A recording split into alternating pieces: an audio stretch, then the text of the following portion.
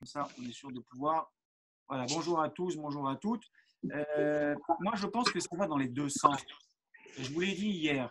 Alors oui, on ne va pas se priver de faire un chiot de Torah Oui, pour des dames qui ne couvrent pas la tête, ou deux alors femmes. des hommes qui ont une. Toute l'équipe de Tarpam. Je vais couper le micro. Tarpam. C'est bon.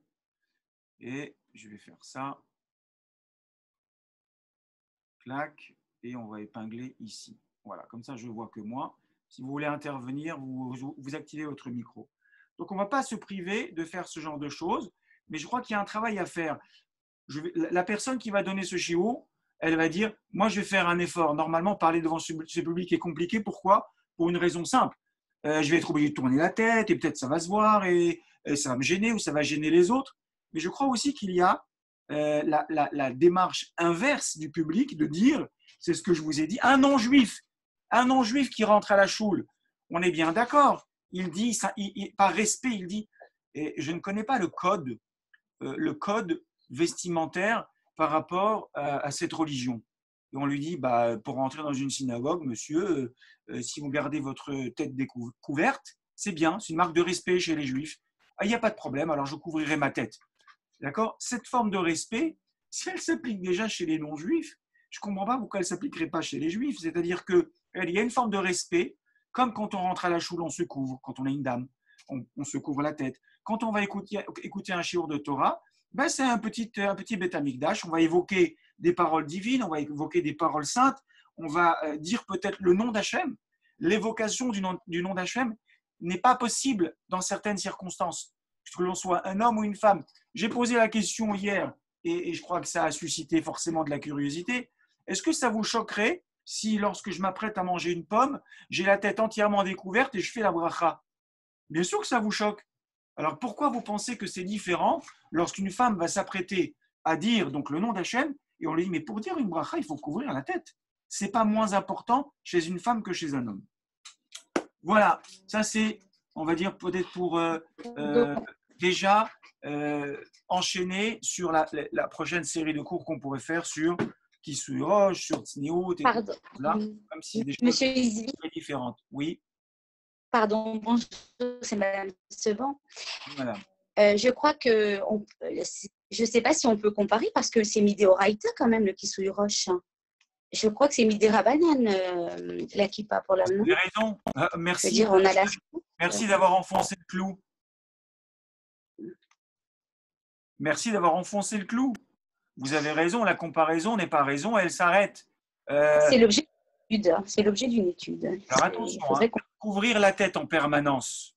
Couvrir la tête en permanence pour un homme, c'est Midé Rabanan.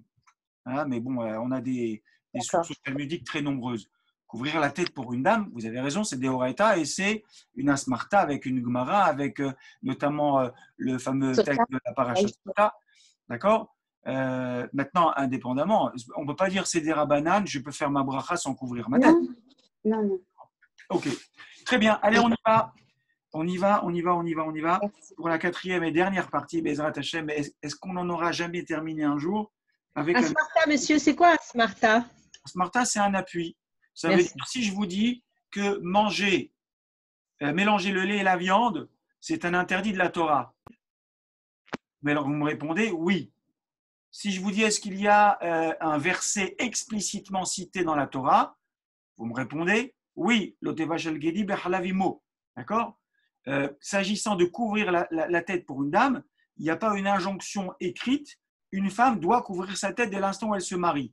D'accord? C'est une déduction que l'on fait à partir de la paracha Nassau, dans la paracha Nassau. Et pas la semaine prochaine, mais la prochaine paracha qu'on lira, puisque Shabbat prochain, c'est Shavuot, si Dieu veut. Mais rappelez-vous, en Israël, on lira parachat Sota, parachat Nassau, cette semaine, puisque eux n'ont qu'un jour de Yom Tov, donc on va faire Shavuot, Shabbat, et on aura encore ce fameux décalage d'une paracha jusqu'à ce qu'on rattrape avec 2 parachiotes. Ok.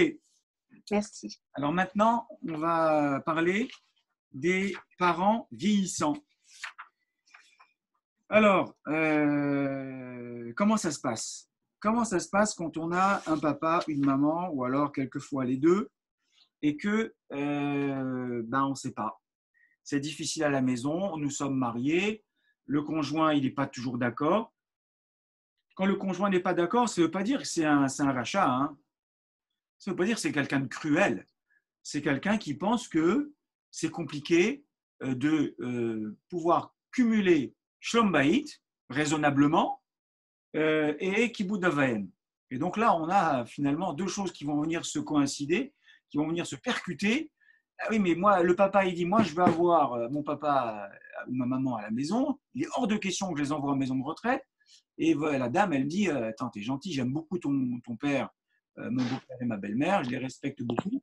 Mais là, ce n'est pas un Shabbat, ce n'est pas une semaine, c'est Dieu béni jusqu'à 120 ans. Et surtout, avec des conditions compliquées. Du soin, de l'attention.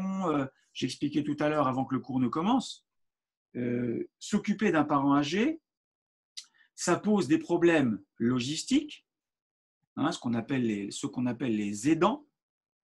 Mais ça pose, au crachet, moi malheureusement je n'ai plus mes parents, mais j'ai des beaux-parents, et notamment un beau-papa, que il lui rallonge la vie jusqu'à 120 ans.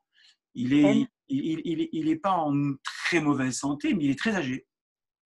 Ce qui veut dire que, alors il est pas dépendant, mais il n'est pas non plus indépendant. Et moi je me souviens quand on va lui rendre visite, alors j'aime beaucoup, voilà, faire de mon mieux, prendre le mettre, il marche, il ne peut pas marcher vraiment, il marche quelques pas. Donc aller à la choule, c'est le mettre sur la chaise et lui mettre les tefilines, lui mettre les talit et l'emmener jusqu'à la choule. Et c'est à Yerushalayim, et Yerushalayim, ce n'est pas du plat. Et je me souviens de l'avoir fait, voilà, un jour, 2 jours, je vais un Shabbat, on reste le dimanche. Je suis, pour le peu que je fais, mais épuisé. C'est épuisant, physiquement épuisant. Physiquement épuisant. Et là, on se dit, et là, je ne l'ai fait qu'un jour ou 2. Ma belle-mère, qui était un peu plus jeune, mais qui n'est pas en super santé non plus, elle s'occupe de lui matin, midi et soir. Il se lève, je ne sais pas combien de fois la nuit pour aller aux toilettes. Donc, il faut le tenir, pas le faire tomber. Voilà, je vous cite un cas concret qui montre clairement que ce n'est pas une chose simple. Mais voilà, moi, je connais bien mes beaux-parents. C'est vraiment une ancienne génération. Mais ni pour les enfants, ni pour eux, on pourrait envisager ne serait-ce que de prononcer le mot maison de retraite. Il est hors de question de l'envisager. Ça serait vécu comme une trahison et comme un abandon par les parents. Alors, on va essayer de réfléchir à tout ça. Qu'est-ce qui se passe? Alors, au Krachem, on est tous très jeunes autour de ce cours, mais qu'est-ce qui se passe dans la psychologie d'un parent qui, au Krachem, il a mis au monde 6, 7, 8, 9, 10 enfants, et la roue tourne, et on vieillit, et c'est pas qu'on attend, c'est pas parce qu'on leur a redonné la vie qu'on dit, écoute, maintenant, tu t'occupes de moi. Et moi, ce qui m'intéresse, c'est pas de faire de la morale à dessous, mais concrètement, qu'est-ce que la halakha elle a prévu, compte tenu des 3 premiers cours qu'on a fait sur Kibbout Avaim, où on a vraiment expliqué l'importance de cette mitzvah. On avait bien expliqué avec le texte de la Gemara dans Kiddushin que c'est une mitzvah tellement extraordinaire que la Torah n'a prévu que des choses, ou la Gemara plutôt, n'a prévu que des choses qui sont hautement spirituelles. Je ne peux pas te récompenser décemment dans ce monde autrement qu'avec de la spiritualité, comme on a vu le fils de Rabbi Abaou, Avimi, lorsque son père s'était endormi alors qu'il lui avait amené un verre d'eau, il est resté courbé comme ça avec le verre d'eau jusqu'à ce que son père se réveille. Et là, éclair de génie, Hachem il lui a envoyé la réponse à une question terrible sur une contradiction dans un verset dans Tehillim, et il a eu la réponse. Et on dit, voilà, cherche pas la récompense à une mitzvah comme celle-là, c'est forcément quelque chose d'irrationnel. Alors, je reviens là-dessus, hein, que ce soit bien clair pour tout le monde. On voit bien que la mitzvah, comme toutes les mitzvot, en apparence, Kibbout Avaim, c'est très rationnel. Ils m'ont donné la vie, je leur dois tout. Quand je peux, je leur rends. Si c'est pour ça qu'on fait la mitzvah, alors on passe totalement à côté de ce que la Torah elle exige. C'est pas pour cette raison-là que je fais la mitzvah. J'accomplis cette mitzvah pour une raison unique. Akadosh Baruch Hu, il me l'a ordonné. C'est presque un hok. On peut aller même jusqu'à dire c'est un hok. La réponse, c'est que Dama Ben Natina, après, il a eu quoi? Il a eu une vache rousse. La vache rousse, c'est l'exemple type du hok. Donc, pour bien nous faire comprendre, bien nous faire rentrer dans l'esprit que bien que cette mitzvah, elle est très rationnelle, je dois l'accomplir de manière irrationnelle. Sinon, on ne la fait pas correctement. Alors, qu'est-ce qui se passe dans la tête d'un parent qui vieillit? Alors, je vais vous raconter 2-3 choses intéressantes. Il y a, je ne sais pas si vous avez connu le Rav Avraham Tversky. C'est un Rav qui est aux États-Unis. Et un jour, il y a un homme de 85 ans qui s'approche de lui. Et il lui dit, Kvod Harav, j'ai un papa qui est très âgé et qui vit en maison de retraite et j'aimerais vraiment que vous le rencontriez. Alors je répète, ce monsieur qui rencontre le Rav Tversky a 84 ans, 85 ans. Il veut donc que ce Rav Tversky aille voir son papa qui a, vous êtes bien accrochés, 114 ans. Il a 114 ans. Et le Rav Tversky dit, bon, si ça peut te faire plaisir, je vais aller le voir. Après tout, c'est Bikur Cholim, c'est rendre visite à une personne sûrement malade aussi. Et il va voir ce monsieur de 114 ans. Et bonjour, voilà, je suis le Rav Tversky. Il lui dit au nom de qui il vient. Et il a dit, ah. Et le monsieur de 114 ans, il lui dit, au Rav, il lui dit, est-ce que vous avez vu mon petit garçon? Est-ce que vous avez vu mon petit garçon? Alors, le petit garçon, il a 85 ans. Ça veut dire que dans l'esprit des parents, les enfants, quel que soit leur âge, ça restera des petits-enfants. Et bon, nous, on est Baruch Hashem, on est encore un peu jeunes, mais on a des enfants qui ont grandi. Moi, j'ai des enfants, voilà, le plus grand, il a 28 ans. Je ne sais pas, moi, je leur dis toujours, tu sais, si j'ai envie de te coller 2 claques, je te les colle, hein. Bon, en plaisantant, bien sûr, je n'ai jamais collé des claques à mes enfants, mais c'est une façon de dire, pour moi, ils le savent d'ailleurs. Mes enfants, c'est comme s'ils étaient encore à la maison, même s'ils sont mariés, et j'essaie d'entretenir les mêmes rapports.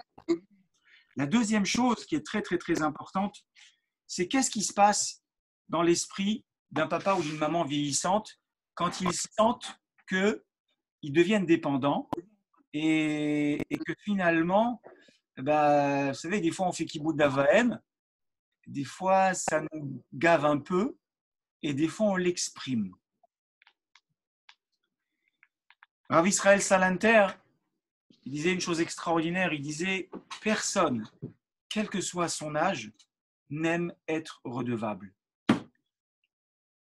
Ça veut dire que quand tu vas faire du chesed à quelqu'un, sache une chose, il va même plus loin, il dit « Il risque de te détester ».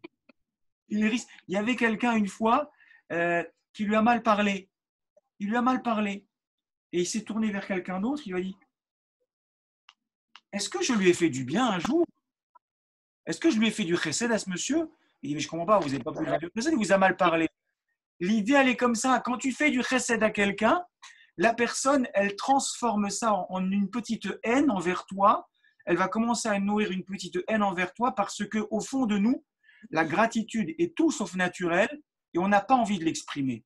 Donc, on va trouver des prétextes et des raisons pour ne pas exprimer cette gratitude. Alors, pour les parents, ça va être la même chose, mais ça va être terrible par rapport à la relation qu'on doit entretenir avec eux.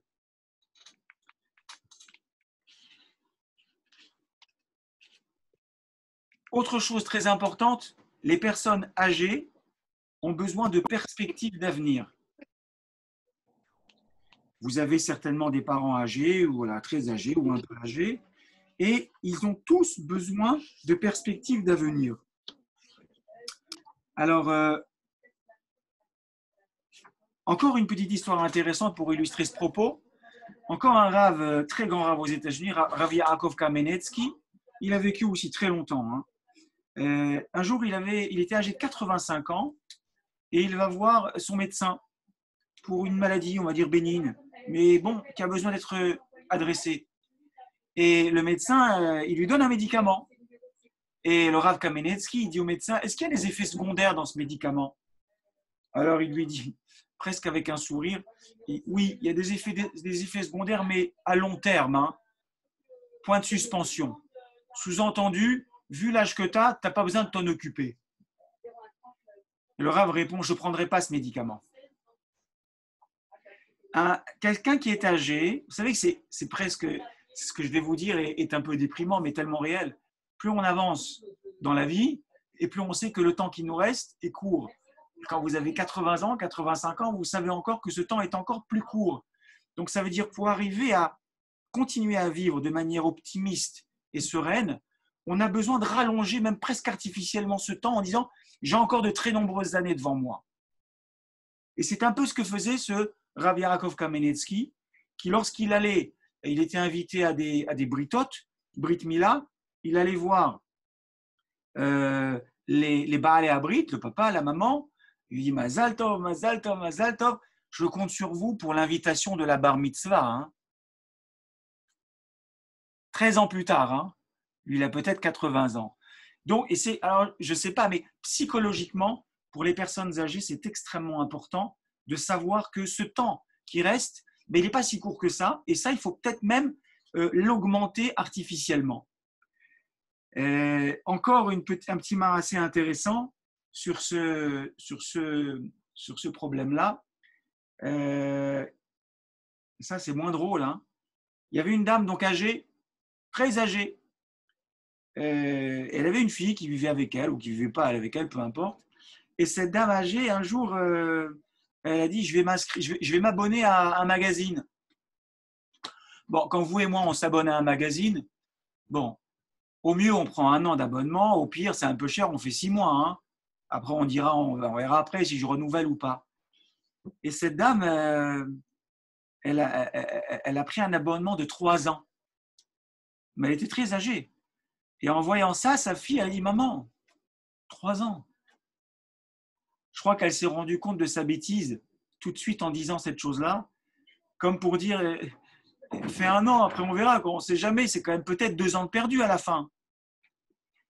Donc cette idée que les parents âgés ont besoin d'une perspective d'avenir, elle est extrêmement importante justement pour cet Arichut Yamim.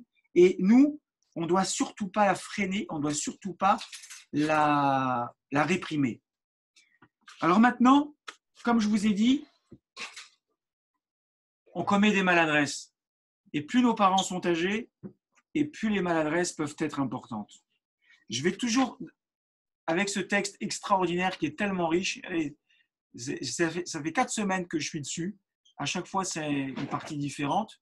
Je vais vous lire un Tosfot qui reprend un passage de la Gemara où il rapporte une Gemara dans les Yerushalmi, le Talmud de Jérusalem, et il dit, tu sais, il y a des gens qui donnent à leurs parents des choses extrêmement précieuses et qui perdent tout mérite de Kibud Avaim, et tu as des gens, des enfants, qui donnent à leurs parents pas des choses merveilleuses, même peut-être des choses où on pourrait se poser des questions, et pourtant, non seulement leur mérite est plus grand, mais ils auront le Gan Eden. Comment c'est possible? Vous allez voir qu'avec ce petit marassé qui est rapporté par Tosfot, on peut nous extrapoler dans notre quotidien, de notre manière de s'occuper de nos parents âgés. Je rappelle, nos parents âgés, je vais reprendre le Shulchan Aruch, hein, parce que là, ça n'a pas la même résonance maintenant lorsqu'on parle de parents âgés. Il y a Kibud Avaim, le kavod, l'honneur, c'est comment? Le Shulchan Aruch dit nourrir, donner à boire, subvenir à leurs besoins, à des besoins matériels, physiques. Au Hachem, quand ton père il a 40-50 ans, c'est bon, tu vas m'amener un verre d'eau, je suis content. Tu ne vas pas me donner à la paille pour que je puisse boire correctement et m'hydrater. On parle bien entendu que c'est beaucoup plus compliqué. Michel Baruch, qui travaillait chez nous il y a une époque, j'espère que je crois que c'est sa maman, j'espère qu'elle est encore en vie, mais sa maman était à l'époque très âgée et il s'occupait de sa maman. Et il m'avait dit, je me souviens maintenant je comprends le Shulchan Aruch. Ma'achil, mashke, motzi, machnis, il donne à manger, il donne à boire, il fait rentrer, il fait sortir. Qu'est-ce que ça veut dire, je vais rentrer? Je n'ai pas besoin de toi pour rentrer chez moi et sortir de chez moi. Je sais sortir de chez moi tout seul. Mais quand le parent est âgé, on dit, ah, tu n'as pas pensé qu'un jour, ils auront besoin de toi de cette manière-là. Et il avait dit, voilà, maintenant je comprends le Shulchan Aruch. Et on avait dit qu'il y a un deuxième pendant de cette mitzvah qui est Veyareta Ish Aviv Ve'emo Yira'u il y a la crainte qu'on doit avoir de son père et de sa mère. Celle-là, elle se traduit de la manière suivante. Quand ils passent devant toi, tu te lèves, tu ne prends pas leur place, tu ne les contredis pas, tu ne les appelles pas par leur prénom. OK? Ça, ces choses-là, vous savez, plus les parents vieillissent et plus la susceptibilité, elle grandit. D'accord? Parce que quand on est jeune, on dit ouais, mon fils, c'est mon copain. Hein? D'accord? Moi, je vais être copain-copain avec mon fils. J'ouvre une parenthèse, c'est très dangereux. Il faut avoir une relation fraternelle avec ses enfants, c'est-à-dire ne pas non plus être dans la hiérarchie, dans la verticalité, mais pour autant, cette verticalité ne doit pas disparaître parce qu'on ne leur rend pas service, parce que c'est l'ifnei hiver le titen mirchol, on met une embûche devant un aveugle, c'est-à-dire un jour il te tapera sur l'épaule, il t'appellera par ton prénom, et là tu l'as fait transgresser clairement. Donc je reviens à ce Tosfot. Le Tosfot il dit comme ça, c'est marqué dans Yerushalmi, Maraseh Bishnehem. Il y avait deux personnes. Maraseh Behad Shoyam Achil Aviv Pissionné. Il y avait un monsieur, il a donné à manger à son père des pissonnés. Pissonnés, c'est la plus belle délicatesse alimentaire. Le fin, du raffinement. Je sais pas, alors le caviar, c'est pas cachère. Il faut trouver un mets rare et cher et il l'amène. Papa, voilà. Donc dans son esprit, il dit, j'ai pas fait Kiboud Avahem seulement. J'ai fait Kiboud Avahem, la méadrine, mais la méadrine. J'ai acheté à mon père le meilleur, le plus beau mets. Très bien. Pa'amahat, Amarlo Aviv, un jour son père il lui a dit, parce qu'il lui servait souvent ce plat, mais Aïn lecha kol ele, parce qu'il a vu que finalement il faisait des extras. C'est-à-dire, Kiboud Avahem, on ne t'a pas demandé de te ruiner pour accomplir la mitzvah. Il y a des limites, chacun selon ses moyens.